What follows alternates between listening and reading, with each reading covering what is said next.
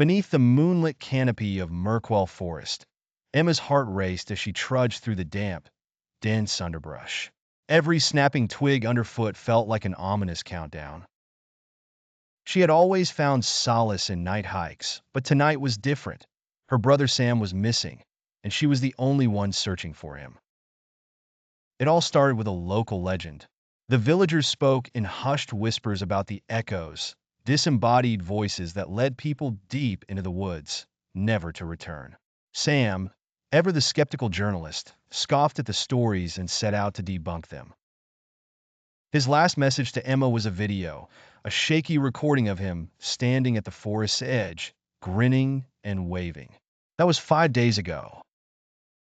The further Emma ventured, the quieter the forest became, as if it were holding its breath. Suddenly, she heard it, a faint voice, Sam's voice, calling her name. Emma, Emma, over here. She froze, fear rooting her to the spot. Could it be him? Or was it one of the echoes, leading her into a trap? Summoning her courage, she followed the sound.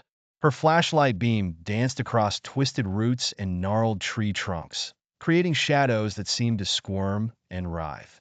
The voice grew louder, more insistent. Emma, hurry! As she stumbled into a small clearing, the voice stopped abruptly.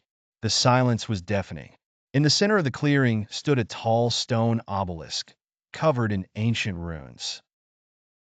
She approached it cautiously, her breath coming in shallow gasps. Her eyes widened as she noticed an object propped against the base, Sam's backpack. Hope surged within her. She reached for it, but before her fingers could touch the fabric, the ground beneath her feet gave way.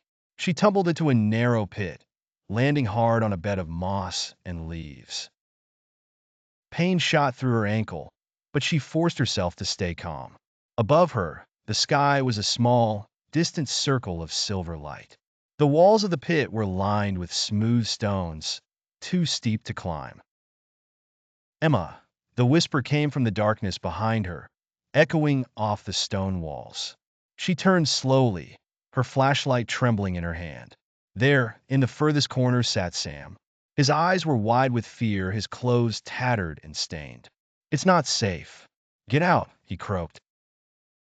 Before Emma could respond, the whispering started again, but this time it was all around them, a cacophony of voices blending into a chilling symphony. Cold fingers brushed against her skin, and she realized with a jolt of terror, they were not alone. Sam's hand grasped hers in the darkness. We have to move now, he urged. Drawing on fading strength, Emma helped him to his feet. Together, they staggered through a small tunnel at the pit's base, guided only by the faint glimmer of her dying flashlight. As they pressed on, the walls narrowed, the air thickening with ancient dread. The tunnel twisted and turned, each step feeling like a mile. Just when Emma thought she could go no further, they emerged into another clearing, bathed in eerie moonlight. The whispers ceased, replaced by a haunting silence. Ahead of them lay the forest's edge. Relief flooded Emma as they stumbled out of the trees, collapsing onto the soft grass.